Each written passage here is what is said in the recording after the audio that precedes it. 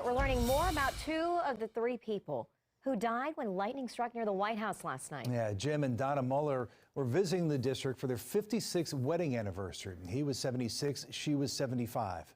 Yeah, and tonight, Max Marcillo is learning more about the married couple. He joins us live in the studio. And Max, their niece developed a special bond with them. That's right, she did. Michelle McNett said her aunt and uncle leave behind 5 kids, 10 grandkids, and 2 great-grandkids. He owned his own drywall business. She was a teacher, both semi-retired. McNett says they are leaving behind a legacy of love and a legacy of care.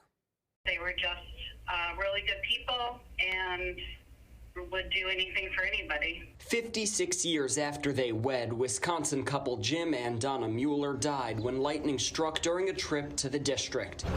They were here celebrating their wedding anniversary. They were doing what they loved best. They were there because they were still deeply in love at, from high school 56 years later, and just to enjoy each other and this great country. Their niece, Michelle McNett, said she had grown closer with her aunt and uncle recently.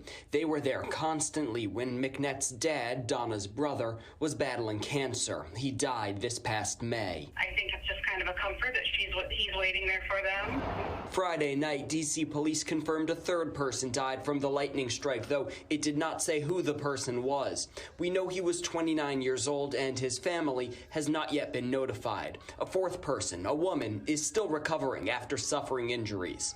As for the Muellers, McNett says their 5 children are still in shock, but the family can take comfort knowing the legacy they leave behind. Donna and Jim was so well loved that it's just so shown us that even through tragedy, once we come together, we can get through anything.